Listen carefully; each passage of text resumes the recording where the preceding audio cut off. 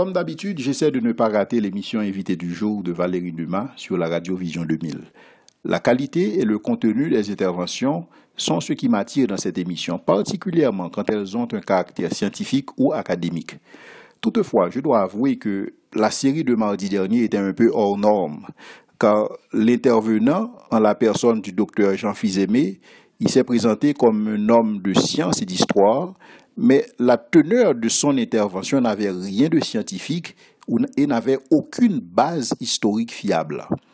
Docteur Fils-Aimé a fait plusieurs déclarations sur la foi chrétienne et il a parlé doctement de sujets qu'il ne maîtrise pas vraiment, sinon qu'il n'a pas exercé une lecture assez critique de ses sources. Je voudrais considérer les moments forts de l'entrevue afin de faire jaillir la lumière sur ce que je crois être une dérive, une méconnaissance de la vérité et de la part du docteur Fils-Aimé. Parmi les déclarations du docteur Fils-Aimé, je cite, « Il n'y a rien d'historique dans la Bible ». C'est une déclaration qui relève de l'opinion personnelle de l'intervenant et qui ne fait pas l'unanimité parmi beaucoup d'hommes de lettres et d'historiens de renom. Il faudrait commencer par se poser la question à savoir pourquoi la Bible figure-t-elle dans les rayons des livres historiques dans la bibliothèque du Congrès aux États-Unis. C'est le seul livre religieux à y figurer. Les pères fondateurs de cette nation se sont-ils trompés sur le compte de la Bible ou docteur Fils-Aimé vient de faire la découverte du siècle pour parler aussi doctement? Il faut aussi comprendre la relation intime qui a toujours existé entre l'archéologie et la Bible. L'archéologie est une science un peu spéciale. La physique et la chimie peuvent conduire des expérimentations et recréer le processus sous étude pour les observer encore et encore. L'archéologie ne peut pas faire cela. Elle ne dispose que des évidences du passé et seulement au moment où les civilisations ont existé. Elle étudie les singularités du passé et non les régularités du présent. Puisqu'elle ne peut pas recréer les événements, alors ces conclusions ne sont pas appréciées de la même façon que les autres sciences. L'archéologie essaie de fournir des explications plausibles et probables pour les évidences qu'elle trouve. Elle ne peut pas créer des lois comme la physique, alors ces conclusions sont souvent sujettes à révision. La meilleure explication est celle qui explique l'évidence de manière consistante. Durant les années, l'archéologie a mis en lumière l'historicité et la signification de nombreux récits bibliques. Il semble même exister une relation mutuellement bénéfique entre l'archéologie et la Bible.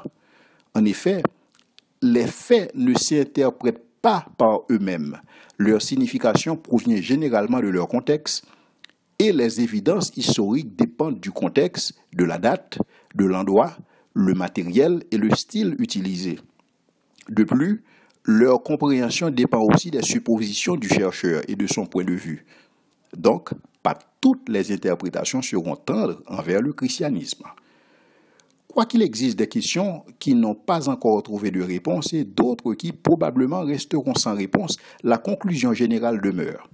L'archéologie confirme l'historicité de l'Ancien Testament, pas seulement de façon générale, mais aussi dans beaucoup de détails précis. Et c'est le cas aussi pour le Nouveau Testament. Mais docteur Fils-Aimé affirme le contraire.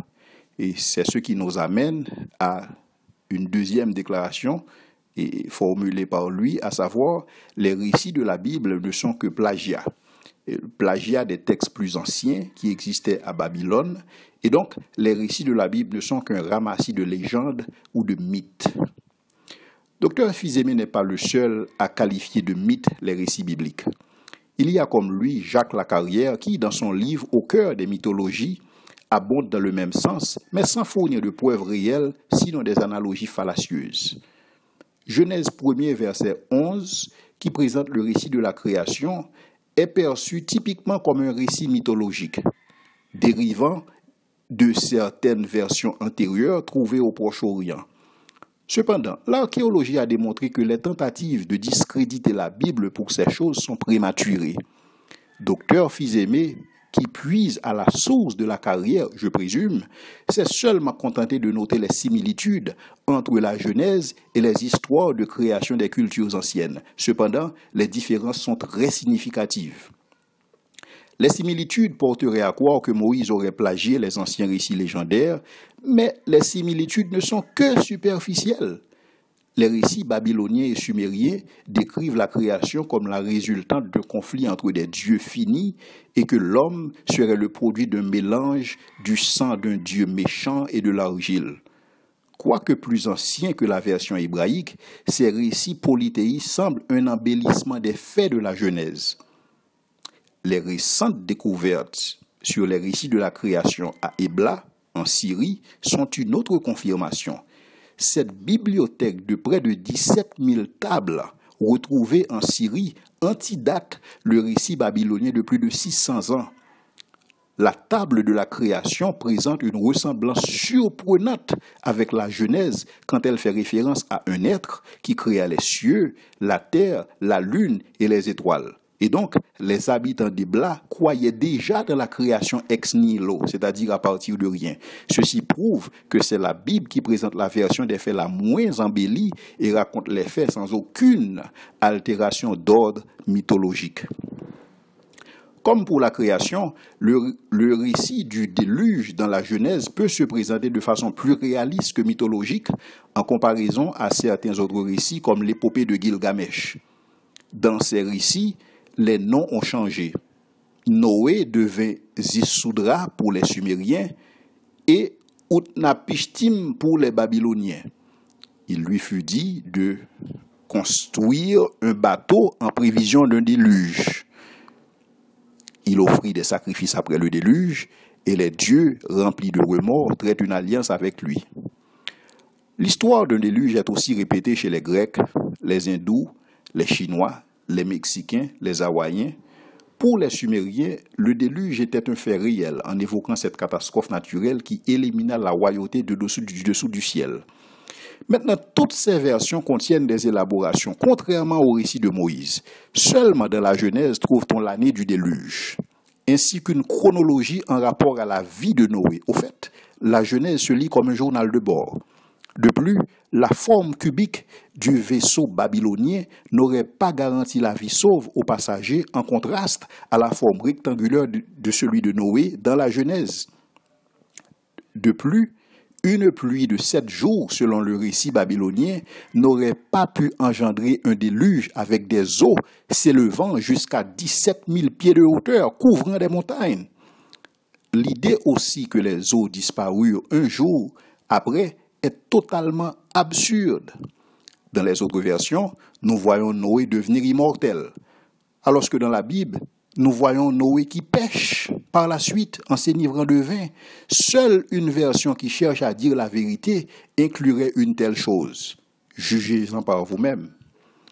Pour ce qu'il s'agit de la période des patriarches, les codes de loi ont été retrouvés du temps d'Abraham, démontrant pourquoi le patriarche hésitait de mettre Agar à la porte, car il devait légalement la supporter. Seulement quand une loi plus haute venant de Dieu l'exigea, qu'il accepta de le faire. Le Coran reconnaît aussi l'existence du personnage en tant que père d'Ismaël, de qui allait descendre la nation arabe. Les 5 villes en rapport à Sodome et Gomorrhe, selon Genèse 14, ont été aussi retrouvées. Elles étaient en fait des centres commerciaux. Leur destruction est attestée en rapport à un tremblement de terre qui provoqua l'éruption de bassins d'huile en dessous de la mer Morte et l'explosion engendra une pluie de feu et de soufre. Le timing d'un tel événement en rapport à l'avertissement et la visite des anges laisse transpirer une implication divine. Après la période des juges, les évidences archéologiques sont devenues excessivement claires pour ce qu'il s'agit de la connaissance des auteurs bibliques des sujets en question. Quand on arrive dans le Nouveau Testament, les évidences historiques vont de pair avec les récits. Et ces évidences sont notamment la véracité historique de Luc, que ce soit dans son évangile ou dans Actes des Apôtres, au niveau des témoignages des historiens séculiers et les évidences physiques en rapport à la crucifixion. Le récit de Luc était auparavant questionné, car il citait des noms d'officiels que nul ne connaissait. Aujourd'hui, les évidences historiques ou archéologiques vont dans le même sens. Par exemple, dans Acte 18, verset 12, entre verset 12 à 17, Luc parle de Galion. Galion était perçu comme impossible, comme une être qui n'a pas vraiment existé. Cependant, une inscription à Delphi note le nom exact de l'homme du temps où Paul était à Corinthe. Ensuite, il y a Lysiane, tétrarque de Abilène, en Luc 3, verset 1er. Cet homme était inconnu des historiens modernes jusqu'à ce qu'on trouve une inscription dans le cadre de la dédicace du temple qui mentionne son nom, son titre et sa position. Ensuite, Éraste, dans Acte 19, verset 22. Éraste est présenté comme un Corinthien qui devint compagnon de Paul. Si Luc faisait des inventions, personne ne l'aurait su. Mais dans une excavation à Corinthe, on trouva une inscription près du théâtre lisant Éraste, en retour pour son aide, à paver la route de ses propres fonds. Au total, Luc cite 32 pays, 4 villes et 9 îles sans commettre la moindre erreur. Pour ce qu'il s'agit du livre des Actes des Apôtres, les évidences historiques sont écrasantes. Toute tentative visant à rejeter sa base historique est carrément absurde. Et ceci selon le fameux archéologue E.N. Sherwin White. Quant à William F. Albright, il dit, lui aussi un fameux archéologue, il dit, et je cite, « Toutes les critiques radicales du Nouveau Testament qui ont existé alors et aujourd'hui relèvent de la pré-archéologie car elles sont sans fondement. » Donc, les thèses que Dr Fils-Aimé avance, ce sont des thèses en principe pour ce qu'il s'agit de l'historicité de la Bible. C'est une thèse qui relève de la pré-archéologie en fait. Parce que toutes les évidences archéologiques que nous avons jusqu'à présent marchent dans le même sens que les récits présentés au niveau de la Bible. Et c'est pourquoi il est important pour le docteur Fils-Aimé de vraiment consulter ses sources et d'avoir une lecture critique par rapport à elles pour s'assurer que ces déclarations puissent effectivement être prises au sérieux. Autre déclaration du docteur Fils-Aimé, il n'y a rien qu'on puisse connaître sur Jésus sinon ce qui est dit de lui dans la Bible. L'une des mauvaises conceptions populaires veut que Jésus ne soit mentionné nulle part ailleurs à l'exception de la Bible. Au contraire, il existe de nombreuses références à Jésus en tant que personnage historique qui mourut sous la dictée de Ponce Pilate. Certains notent aussi qu'il fut reporté pour être ressuscité des morts et il fut adoré comme Dieu par ceux qui le suivaient.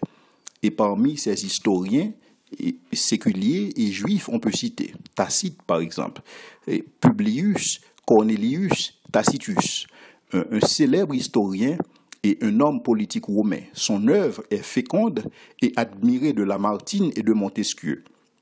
Né environ 50 ans après le Christ, il publie ses annales vers l'an 115 et là, il fait au moins 3 références concernant le Christ.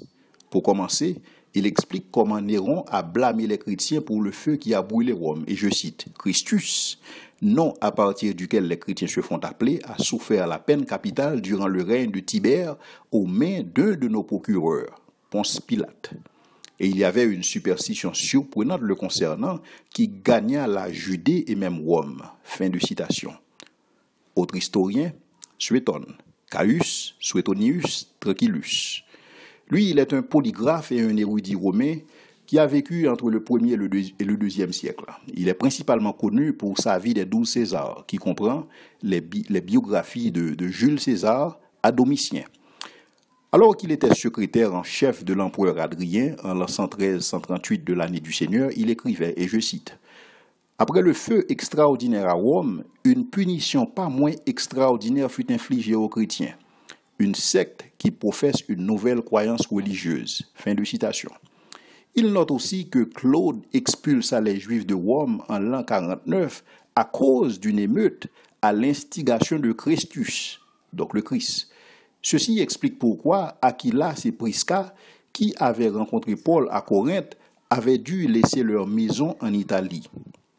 Autre historien très connu, c'est Flavius Joseph, le général d'armée et historien juif. Il a travaillé pour les Romains au 1er siècle et il fit la description suivante de Jésus. En ce temps-là, existait un homme sage appelé Jésus. Sa conduite était vertueuse et il était connu comme un homme de bien. Et plusieurs parmi les Juifs et les autres nations devinrent ses disciples. Pilate le condamna à être crucifié et mourir, et ses disciples ne l'ont pas pour autant abandonné.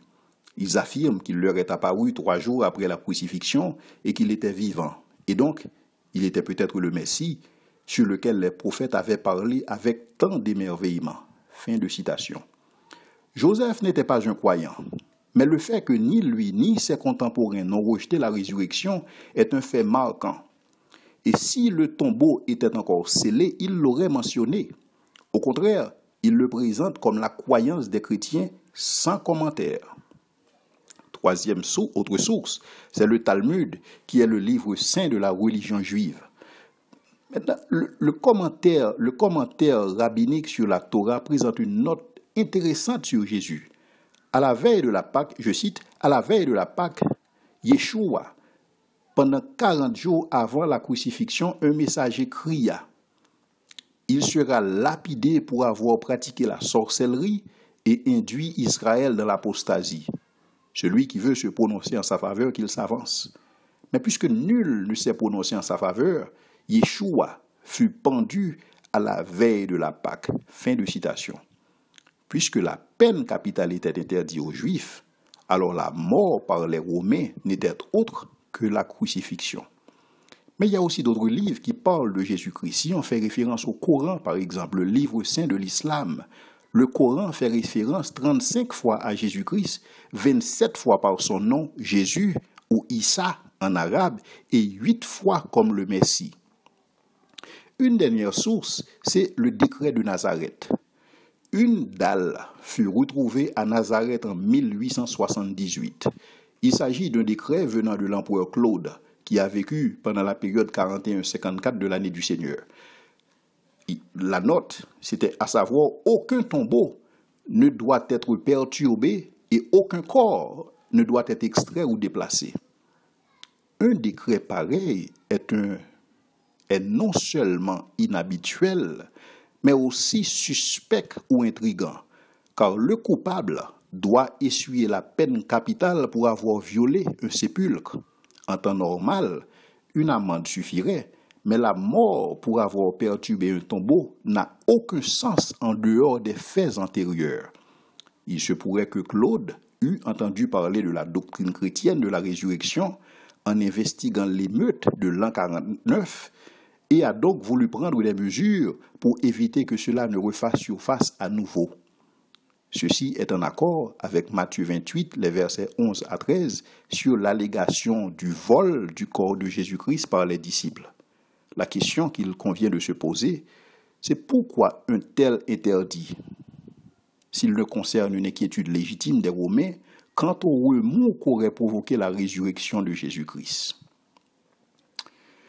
L'autre déclaration du docteur Fils-Aimé, c'est que le concept Dieu n'est qu'une fabrication. Cette affirmation est souvent présentée comme une grande découverte par les tenants de cette école de pensée à laquelle Dr Fils-Aimé prête allégeance. Oui, il s'agit bien d'une école de pensée, car jusqu'ici, la science moderne n'a pas su prouver que Dieu n'existe pas, car il n'existe aucun argument scientifique contre l'existence de Dieu.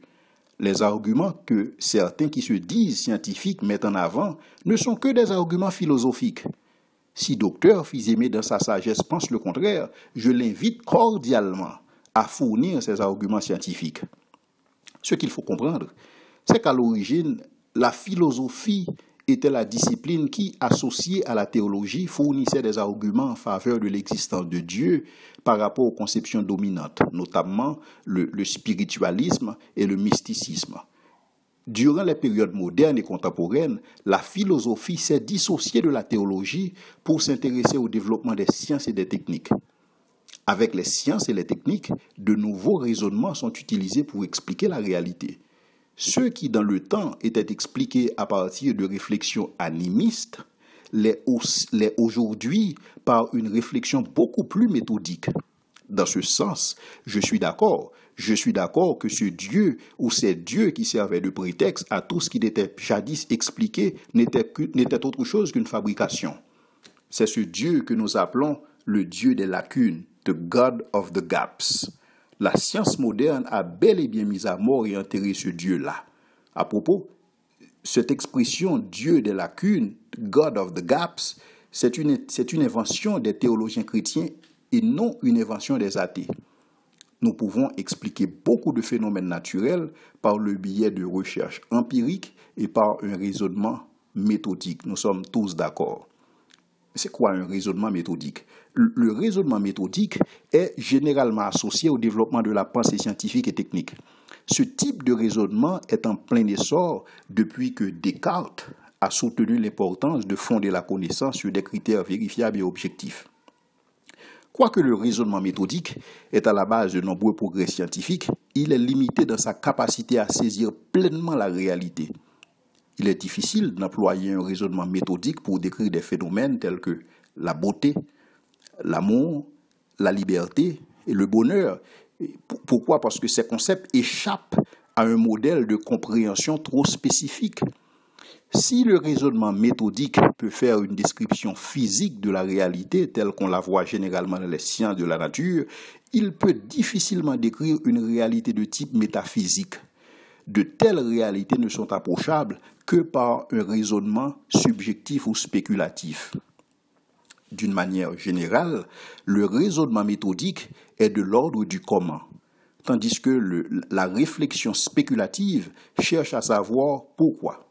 Cette dernière s'interroge sur le sens des réalités. C'est comme Mark Twain disait, les deux jours les plus importants de votre vie sont le jour où vous êtes né et le jour où vous savez pourquoi. Une société où la recherche du sens et du pourquoi des choses est absente est difficile à concevoir. L'homme serait transformé en un robot et conditionné à un raisonnement pratique, quotidien, sans contenu réflexif. Nous sommes venus de rien, par rien et pour rien. Voilà ce qui constitue un moyen élégant de proclamer une espèce d'agnosticisme à la manière de l'évangile que prêche le docteur Fils-Aimé. À l'inverse, une société où tout raisonnement méthodique est absent devient une société peu évoluée, surtout sur le plan technique, et cette société est condamnée tôt ou tard à une forme d'anarchie décadente en raison de la pensée animiste qui elle-même conduit à la démission et la déresponsabilisation de l'homme.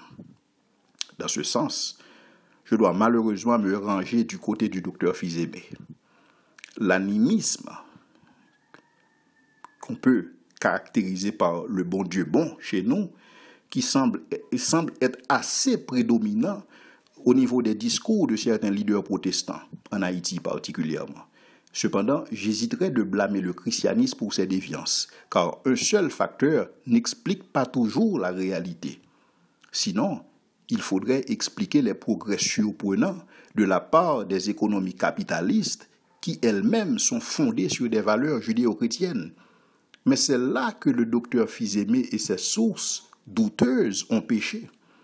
Quand on applique un raisonnement méthodique à une réalité métaphysique, on se perd naturellement. De même qu'il est mal avisé d'expliquer un fait naturel par le surnaturel, il est tout aussi mal avisé d'expliquer un fait surnaturel par le naturel. Et c'était un principe qui était connu fort bien de beaucoup de scientifiques. Et ici, je veux citer Louis Pasteur, qui inventa la bactériologie, Blaise Pascal, l'hydrostatique, Johann Kepler, l'astronomie, Isaac Newton, la physique, William Kelvin, la thermodynamique, et ils étaient tous des créationnistes, c'est-à-dire des croyants, des chrétiens. Et eux, ils ont su établir une différence entre cause primaire et cause secondaire. Mais apparemment, docteur Fils-Aimé dispose d'une sagesse supérieure à la leur. Mais c'est quoi une cause primaire? Une cause primaire est une cause première qui explique les singularités. Les singularités, ce sont des faits qui ne se réalisent qu'une seule fois et qui n'ont aucune explication naturelle. Par contre, les causes secondaires sont des causes naturelles et des lois qui gouvernent la façon dont les choses opèrent normalement, notamment les régularités. Les singularités et les régularités ne sont pas étudiées par les mêmes sciences.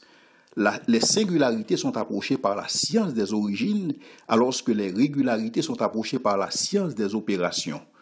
La science des opérations se préoccupe de la façon dont les choses opèrent naturellement. Elle examine les phénomènes qui se sont passés et qui se répètent encore et encore. Elle cherche des réponses qui sont observables en répétant l'expérimentation. Donc, elle s'adresse aux choses répétitives, prévisibles et prédictibles. Par contre, la science des origines s'intéresse aux singularités passées, par opposition aux normalités présentes.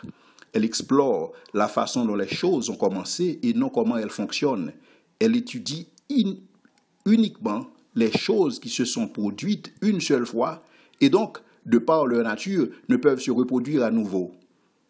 Puisqu'elle ne peut pas répéter les faits passés pour les observer, elle procède par analogie entre les types de causalité, c'est-à-dire cause-effet, que nous observons aujourd'hui et les types de causalité sous étude.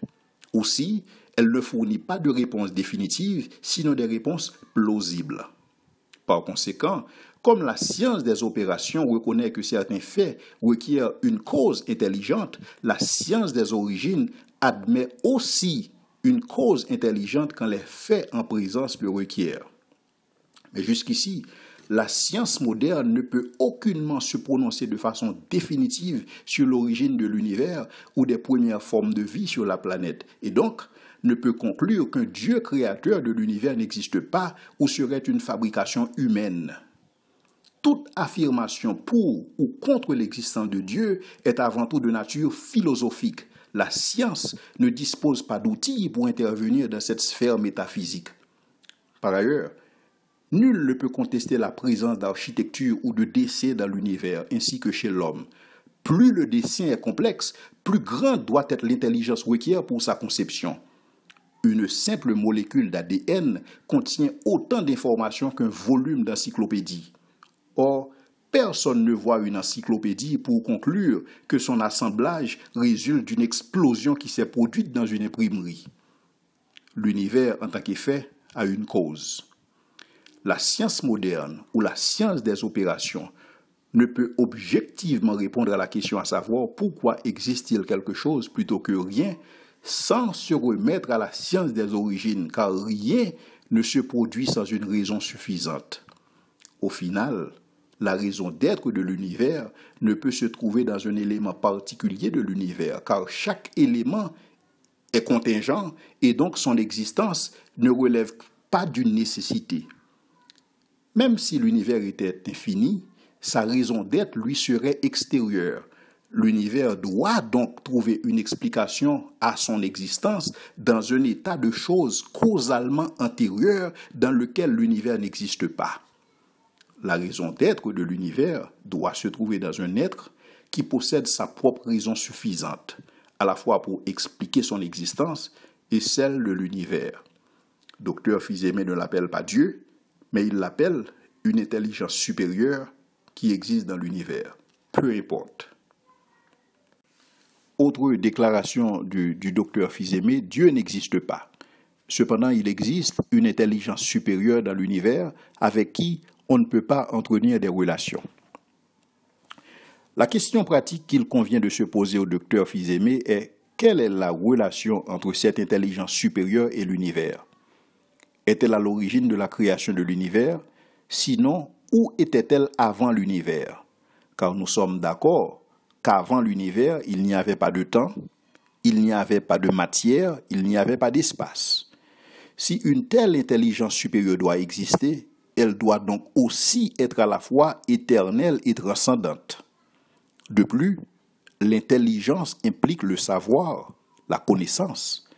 Par conséquent, cette intelligence supérieure devrait connaître des choses en dehors de notre compréhension humaine de par sa supériorité. Par rapport à nous, cet être ne serait-il pas omniscient?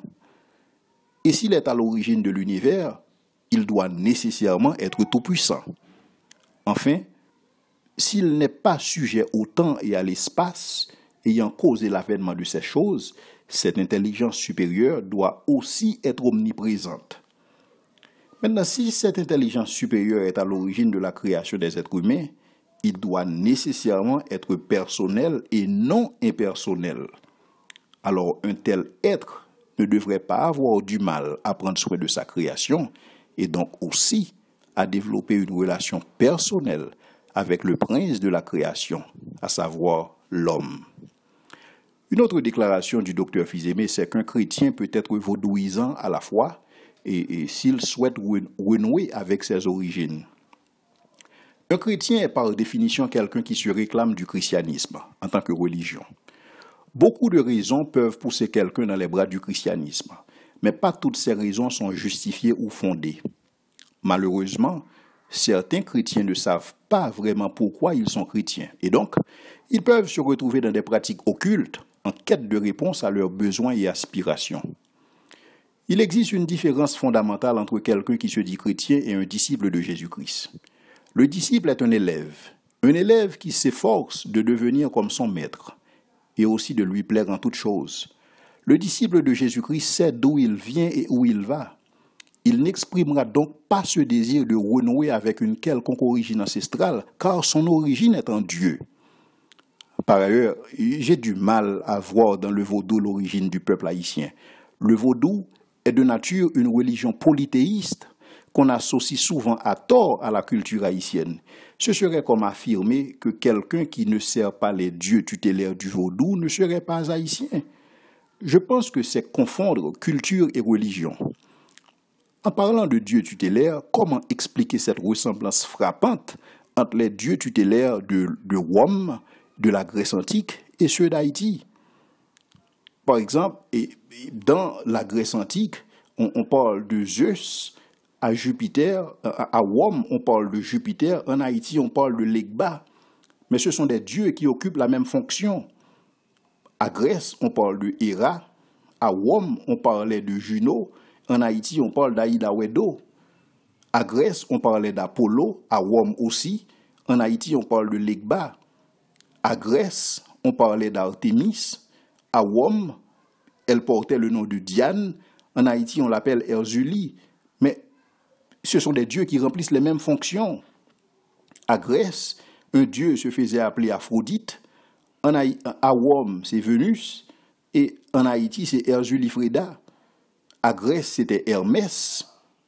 À Rome, c'était Mercure. En Haïti, c'est Auguste Saint-Jean. À Grèce, c'était Poséidon. À Rome, Neptune. En Haïti, Simbinandlo. À Grèce, c'était Arès. À Rome, c'est Mars.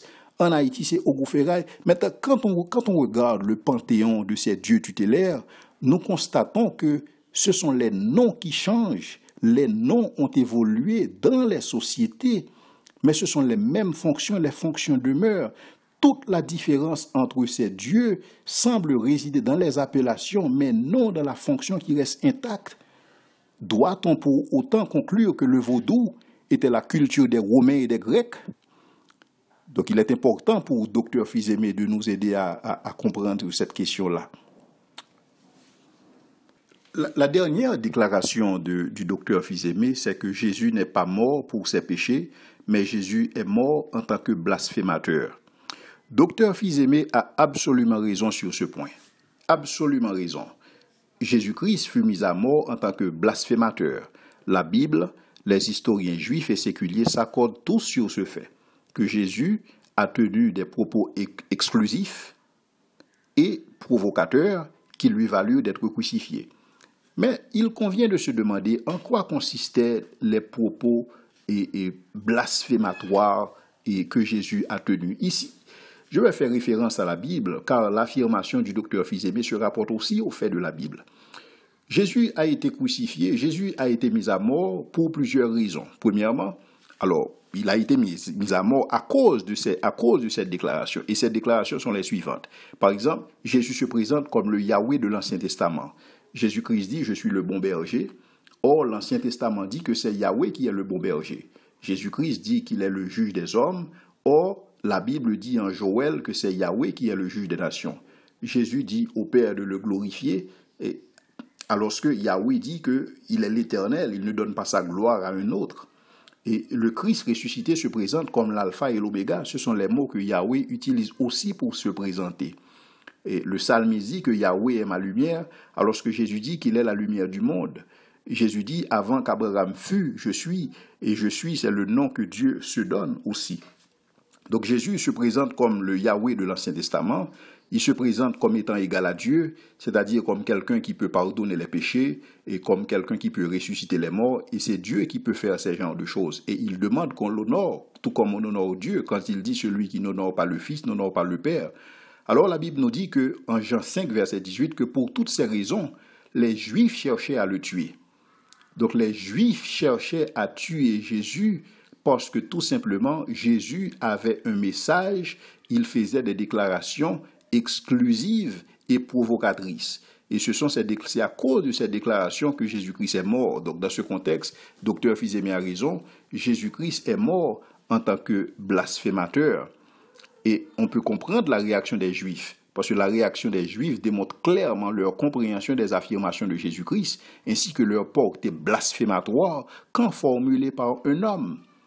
Aucun observateur sérieux ne peut contredire ces faits historiques fiables, où Jésus se présente comme le Dieu de l'Ancien Testament. Il convient donc de se demander s'il existe des raisons de croire que ces affirmations soient vraies. Quel type de preuves est-ce que Jésus-Christ a fourni pour corroborer ou supporter ces affirmations visant qu'il était Dieu? Jésus-Christ, dans ce contexte, il a offert 3 lignes de preuves miraculeuses pour lesquelles les évidences historiques ne manquent pas. Pour commencer, Jésus-Christ, il a donné la preuve au niveau de l'accomplissement de nombreuses prophéties réalisées à son égard. Et ce sont des prophéties qui étaient formulées près de 400 ans avant la naissance de Jésus-Christ. Toutes ces prophéties ont eu leur application à Jésus-Christ, ont eu leur accomplissement à Jésus-Christ. Deuxièmement, Jésus-Christ a vécu une vie miraculeuse et sans péché, tel que c'est rapporté au niveau des historiens juifs, au niveau des historiens séculiers et au niveau de la Bible. Et finalement, sa résurrection d'entre les morts, et qui est un élément pour lequel les faits historiques sont là. Confronté aux affirmations de Jésus-Christ, C.S. Lewis, un athée devenu apologète chrétien, dit que nous sommes en face de 3 alternatives. Et là, il cite « Je voudrais ici prévenir quiconque souhaite faire une déclaration aussi stupide concernant Jésus, à savoir « Je veux l'accepter comme un grand professeur de morale, mais je ne l'accepte pas en tant que Dieu ». C'est quelque chose qu'il ne faut absolument pas répéter. Un homme qui serait seulement un homme et qui ferait de telles déclarations, de telles affirmations comme celles de Jésus ne saurait être un grand professeur de morale. Il serait un fou, sinon il serait le diable en personne, et donc un menteur patenté.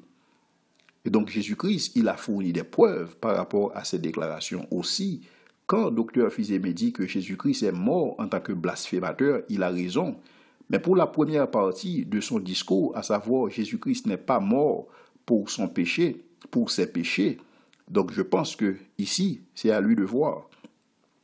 L'une des choses qui rend les hommes et les anges moralement parfaits est la liberté, c'est le libre arbitre. Et là, nous avons un choix réel concernant ce que nous disons ou ce que nous faisons. Dieu nous a créés ainsi pour que nous soyons comme lui, avec la capacité d'aimer librement. Dieu ne peut pas forcer quelqu'un à l'aimer. Un amour forcé est une contradiction dans les termes. C'est comme parler d'un célibataire marié. L'amour doit être libre. Il résulte de choix délibérés. L'amour est impossible sans la liberté. Être libre implique la faculté de choisir le bien ou de choisir le mal, et aussi d'assumer les conséquences. Jean-Paul Sartre disait dans sa pièce théâtrale Aucune issue, « Les portes de l'enfer sont verrouillées de l'intérieur par le libre arbitre des hommes. » Jésus-Christ est mort pour les péchés de l'humanité en tant que notre substitut. Dr Fils-Aimé a fait le choix de rendre nul à son égard le plan du salut que Dieu lui a offert en Jésus-Christ. Et donc, c'est sa responsabilité et Dieu respecte son choix. Il importe au docteur Fils-Aimé ou tout autre chercheur qui se respecte de consulter des sources dignes de foi et aussi de les confronter avec d'autres arguments, tant philosophiques que scientifiques, avant de conclure de façon ex cathedra sur un sujet aussi complexe que la foi. Donc il serait important pour le docteur Fils-Aimé de mettre ses devoirs au propre avant de faire des déclarations qui n'ont aucun fondement, que cela soit scientifique et aucune base historique au regard de la foi, au regard de la chrétienté, au regard du christianisme.